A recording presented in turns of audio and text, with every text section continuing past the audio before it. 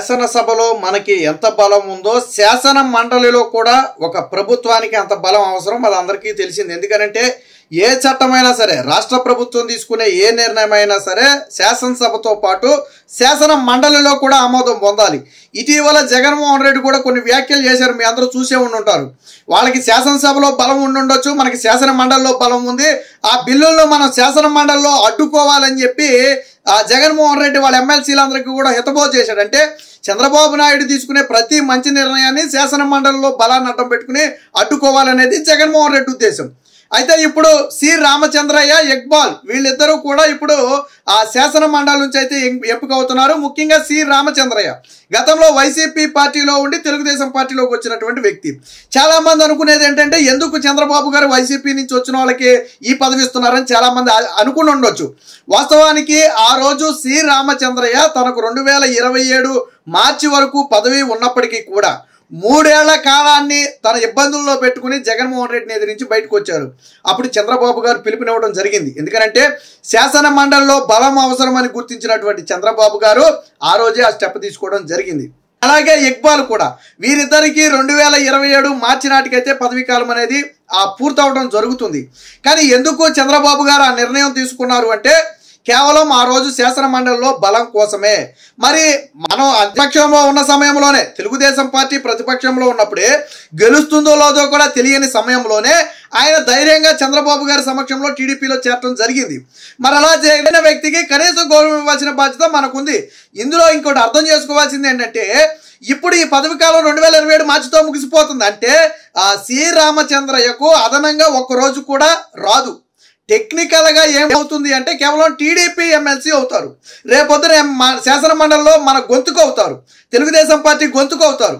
So చాలా మంది కార్యకర్తలు పాపం ఇవన్నీ తెలియక ఏంటంటే ఆ వైసీపీ నుంచి వచ్చిన వాళ్ళకి పెద్దపీట వేస్తున్నారు అని ఒక అపోహలో ఉన్నారు. ఇక్కడ మనం అర్థం చేసుకోవాల్సింది ఏంటంటే పార్టీ ఓడిపోతుందో గెలుస్తుందో తెలియని సమయంలోనే అన్నిటికీ తెగించి చంద్రబాబు గారి పిలుపు మేరకు పార్టీలోకి వచ్చారు. మరి అలాంటి వ్యక్తిని గౌరవించాల్సిన బాధ్యత ఖచ్చితంగా పార్టీ మీద ఉంటుంది. అందులో ఆల్రెడీ ఆయనకున్న ఎమ్మెల్సీ పదవే, అది ఆయనకు ఆల్రెడీ ఉన్న ఎమ్మెల్సీ పదవే, తర్వాత వేటుపడి రాజీనామా అయింది. అది ఆయనకున్న ఎమ్మెల్సీ పదవిని కొనసాగించడంలో ఎటువంటి తప్పు లేదు. మళ్ళీ పైగా పోనీ ఇప్పటి నుంచి 5 ఏళ్ళు 6 ఏళ్ళు ఆయన పదవిలో ఉంటాడు అంటే అది వేరే విషయం కాదు. అంతకుముందు ఏదైతే 2027 మార్చి వరకు తన పదవీ కాలం ఉందో ఈ రోజు ఎన్నికైనా అదే పదవీ కాలానికి ఆయన పదవి అనేది పూర్తిగా ముగుస్తుంది. ఆ తరువాత తెలుగుదేశం పార్టీ కోసం కష్టపడిన వాళ్ళకు ఖచ్చితంగా అవకాశం అనేది ఇస్తారు. అప్పటికి ఇంకా పార్టీకి 2-3 ఏళ్ల సమయం ఉంటుంది ఖచ్చితంగా. ప్రజలు ఏంటంటే చాలా మంది ముఖ్యంగా టీడీపీ కార్యకర్తలు, నాయకులు ఏంటంటే ఇదేదో తెలియక సోషల్ మీడియాలో కానివ్వండి లేదా బయట కానివ్వండి విమర్శలు చేస్తున్నారు. చంద్రబాబు గారు ఒక నిర్ణయం తీసుకున్నారంటే ఖచ్చితంగా దాని వెనక అర్థం పరమార్థం వేరే ఉంటాయి. ఆల్రెడీ చంద్రబాబు గారు ముఖ్యమంత్రిగా బాధ్యతలు చేపట్టి 19 రోజులు అయింది. ప్రస్తుతానికి ఇచ్చిన హామీల మీద దృష్టి పెట్టారు. అదే సమయంలో ఎవరైతే అధికారులు వేధించారో వాళ్ళందరినీ పీకి పక్కన పెట్టారు.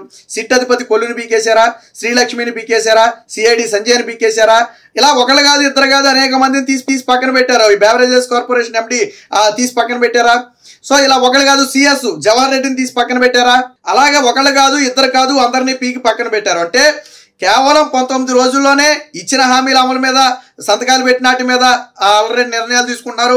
మరో పక్క పోలవరం పరిశీలనకి వెళ్ళారు, ఇంకో పక్క అమరావతి పరిశీలనకి వెళ్ళారు, దాని పనులు ప్రారంభిస్తున్నారు. ఇంకో పక్క పింఛన్ల లాంటి కార్యక్రమాన్ని, అతిపెద్ద కార్యక్రమాన్ని ప్రారంభించారు. ఇంకో పక్క అన్నా క్యాంటీన్ల ప్రారంభానికి రంగం సిద్ధం చేస్తున్నారు. అంటే చంద్రబాబు గారు అటు సంక్షేమంతో పాటు ఇటు రాజకీయం రెండింటినీ కూడా సమపాళలో చూస్తున్నారు.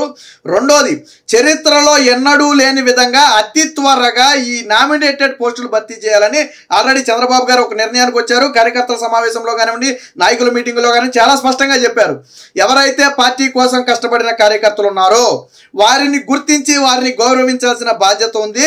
ఈ రోజు 164 సీట్లతో కూటమి అధికారంలోకి వచ్చిందంటే, తెలుగుదేశం పార్టీ ఇంత బలంగా తిరిగి నిలబడగలిగింది అంటే అది కార్యకర్తల కృషి, కష్టం.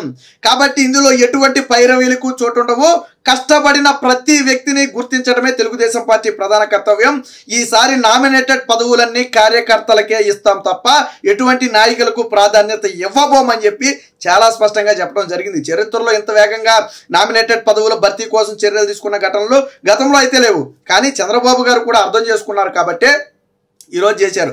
అలాగే ఇంకో పక్క పల్లా శ్రీనివాస్ యాదవ్ గారు కూడా చెప్పారు, టీడీపీ కార్యకర్తల మీద నమోదైన కేసుల మొత్తాన్ని కూడా కొట్టివేయడం కోసం 3 నెలల్లో తొలగించే విధంగా ఆ చర్యలు తీసుకుంటాము, దానికోసం కృషి చేస్తామని ఆయన కూడా చెప్పారు. అంటే ఒక పక్క పనిచేసినటువంటి కార్యకర్తలకు ప్రాధాన్యత ఇస్తూనే అదే సమయంలో పార్టీ కోసం త్యాగాలు చేసిన వారికి కూడా ప్రాధాన్యత ఇవ్వాల్సి ఉంది.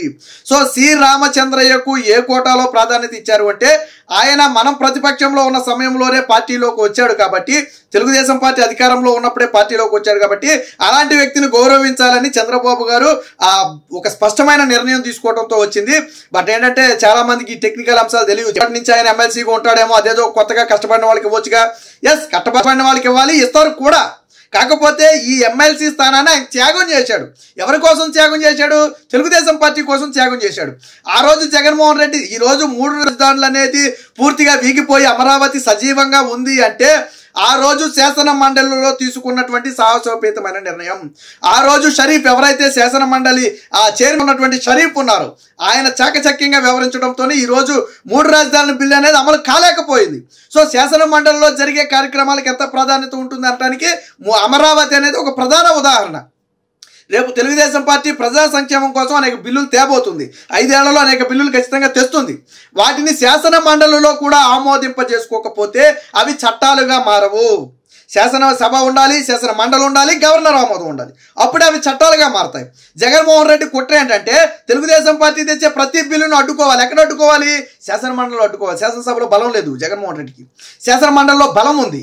మరి శాసన మండలిలో జగన్మోహన్ రెడ్డి బలాన్ని దెబ్బ కొట్టాలి అంటే తెలుగుదేశం పార్టీకి కూడా బలం కావాలి.